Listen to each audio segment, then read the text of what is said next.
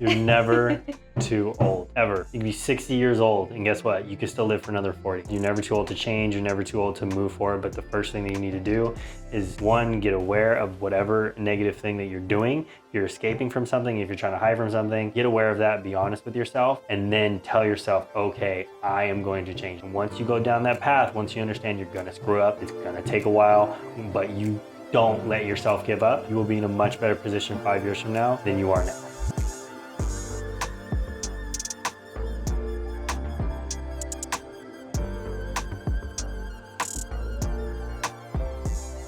Do we get ice cream after this? Nope. No, I already know. You know why we don't get ice cream after this?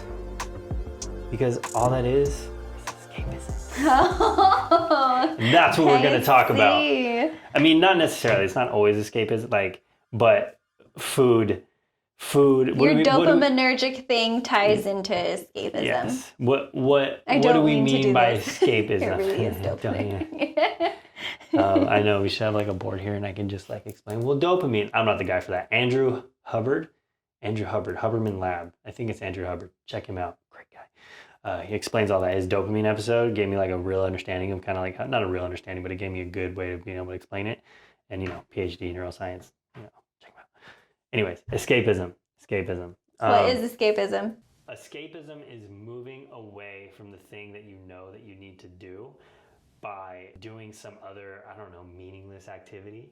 I don't know how else I would phrase that, but how about an example? I'm writing a book. Mm-hmm. I told myself I'm going to write a chapter every day. Mm-hmm. Not a chapter, 5 pages, 10 pages. 10 pages every day. I'm going to do 10 pages every day. I'm not feeling good. I want to take some time off. I'm not going to write the book, even though it's for me and I want to write this book. Instead of dealing with, I'm going to suck today, I'm now just going to go watch Netflix, or I'm going to just go on my phone and just scroll. So I'm escaping from the thing that's actually going to do something for me by doing something meaningless because it's easy.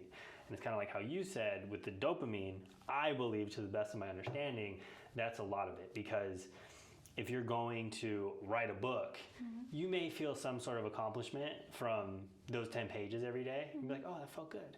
You can check that off and that'll feel good. But probably not going to feel as good as going through TikTok for an hour. Because TikTok is designed to do that to your head. And while very short videos. Yeah. But the caveat to that is getting that book done is going to feel better than any TikTok ever would. But even that, what if the book sucks? What if even after you edit it and everything, you put it out there, nobody buys it and it sucks? That's another reason why people escape, because they're afraid of the potential outcome of the failure that can come from that. We're failures, by the way. Episode number 1. Fail.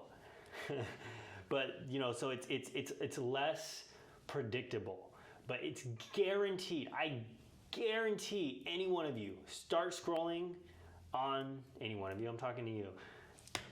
I guarantee if you start scrolling on TikTok, you eat some ice cream, you watch the latest Marvel movie, you're gonna feel better. You're gonna feel good. Sounds like a grand time. It does. And which is why it's so, I tie escapism with fake control. Like, you chose to do this, and for some reason, it makes you feel like I had a good day. I did something. I watched a movie, got to relax, and it's a fun time. I'm not going to pretend like it's not. However, I did have chores A, B, and C to do, which would have resulted in me having a clean space, which would have done way better for my mentality and being productive, effective, moving on the next couple days, rather than, I just wasted a day, but I feel good about it. So then what would you say if I said, but you need downtime and relaxation time? So I would take advantage.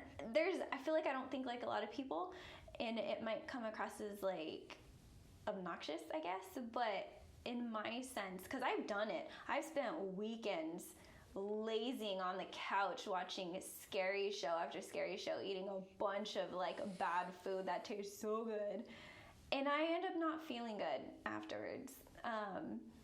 So what I try to do now is if I have downtime is to get creative, because if the thing you're escaping is I'm tired from work and I'm tired of my brain just going and I'm doing work and I'm, you know, don't want to do something else that feels like work, then okay, do something creative, read a book or something that sparks your creativity, paint something, create something.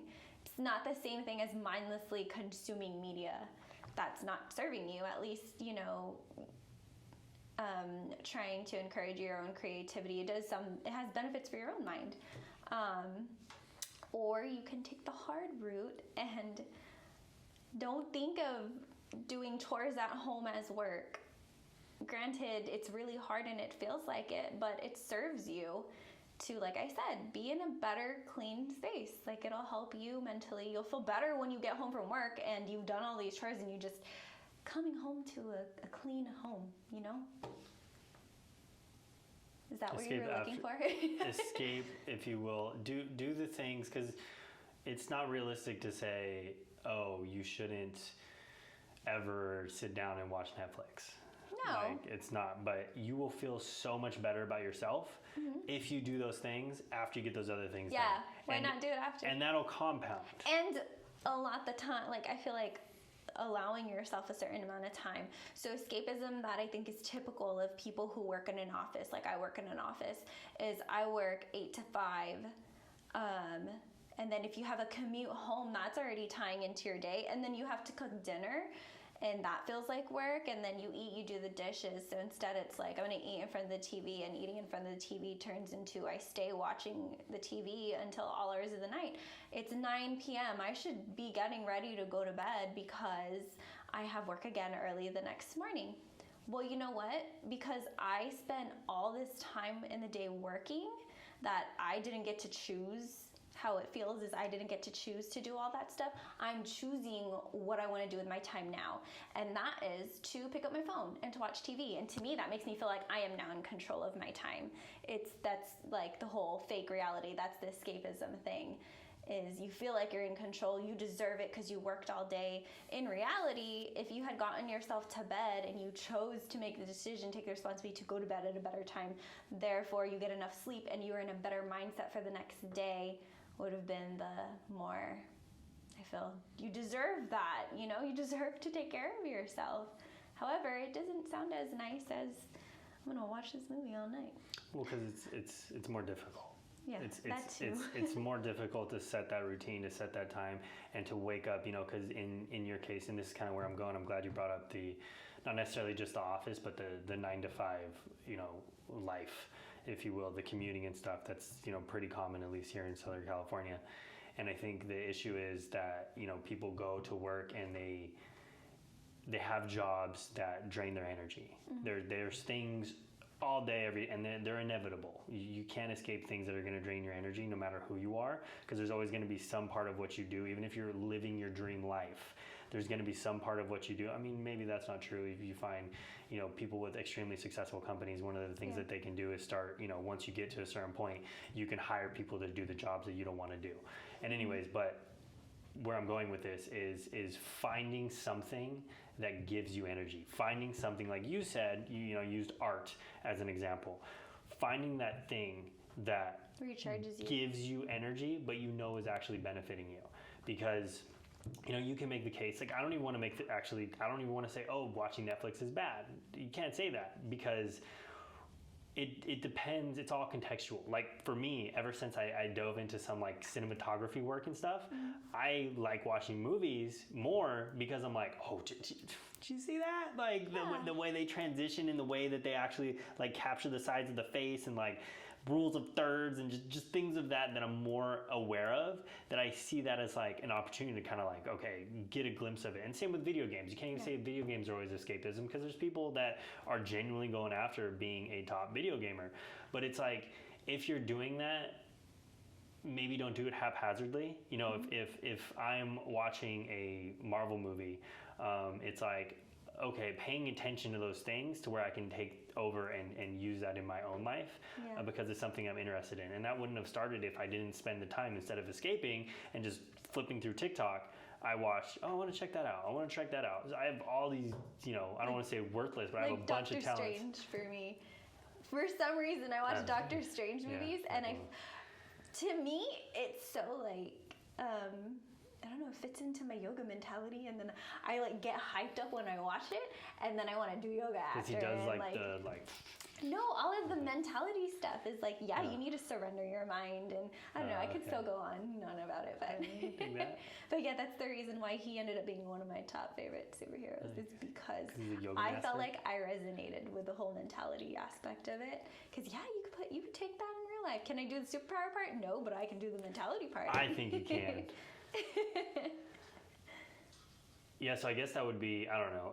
Again, I don't want anything to come off as like advice. Nothing is advice. No, yeah. Because we don't know. No. It's like I don't think anybody necessarily, no one necessarily knows for everyone. No one necessarily knows because everybody's different. Yeah.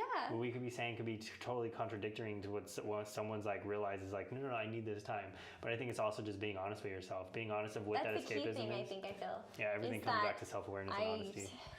I'm pretty self-aware in knowing that when I watch TV, it serves no purpose for me, and I don't choose things that are the programs I choose are not to my benefit. Honestly, a lot of the things I choose make me feel worse, like mentally. Like I choose the things that are juicy to watch, which make me feel sad about life in the end, and then I feel like that's a lot of people too, though. So I feel like a lot of people. That's drama.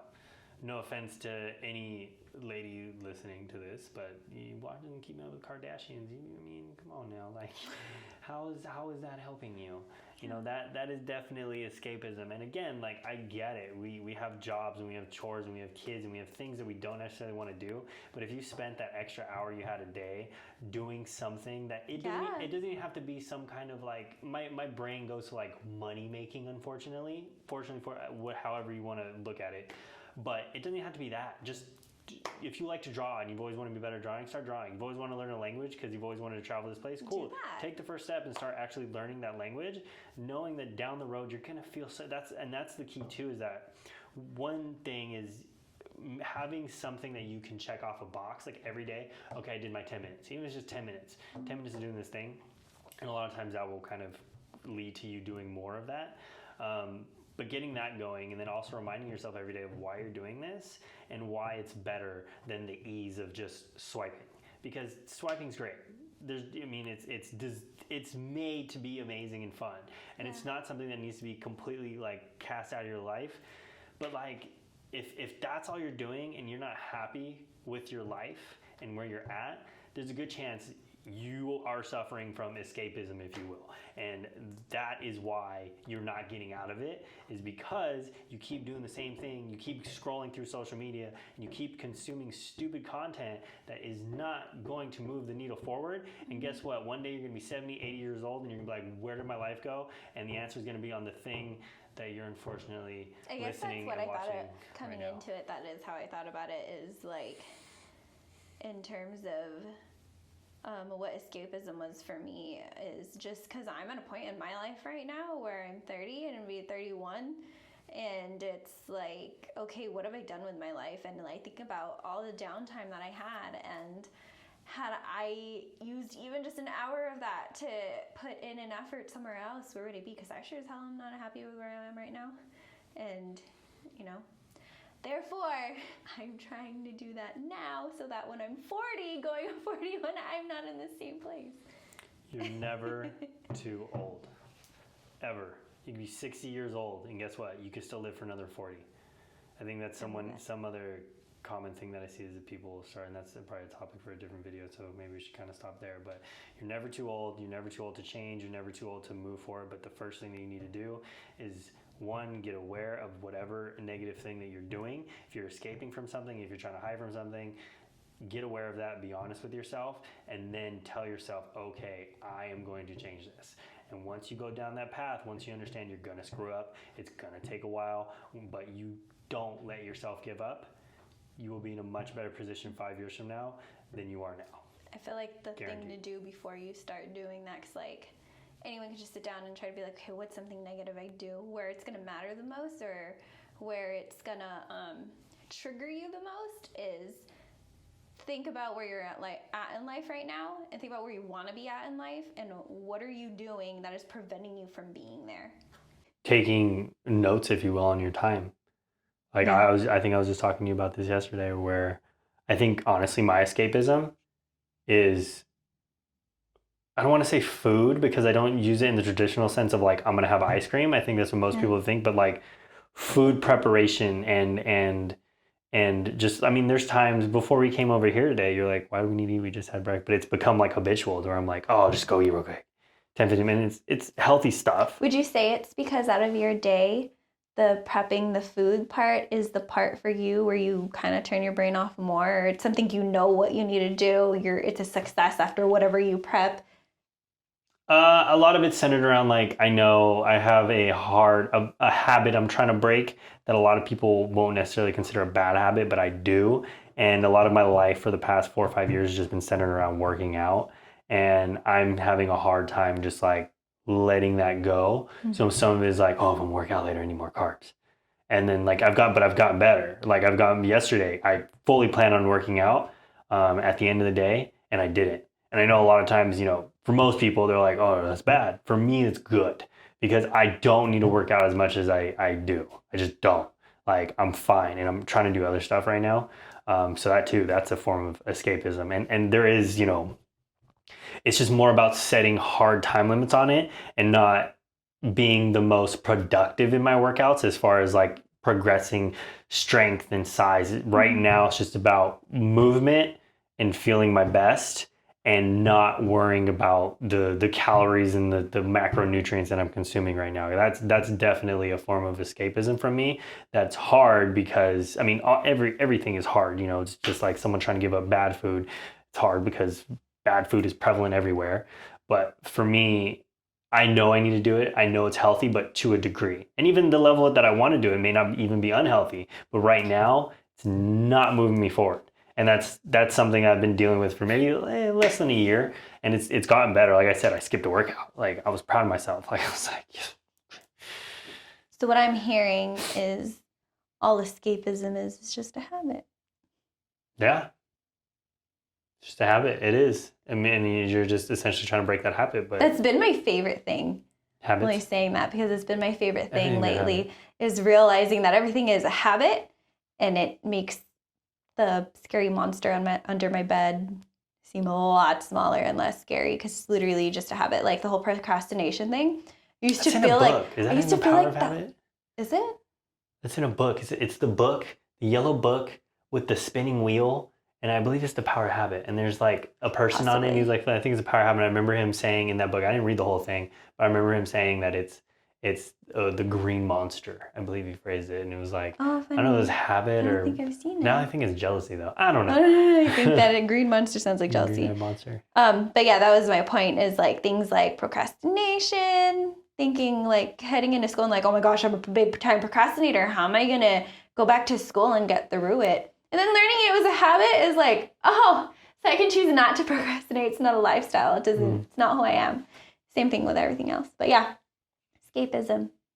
What you practice grows. And if your escapism is a habit, it's not a habit that's serving you and it's not going to get you to a life where you want, then I implore you to do a little soul searching and figure out, okay, what habits can I create that serve me, that I deserve to do? Because you should strive for the life you want. I want that for you. I want you to be happy. Oh, I should have got it.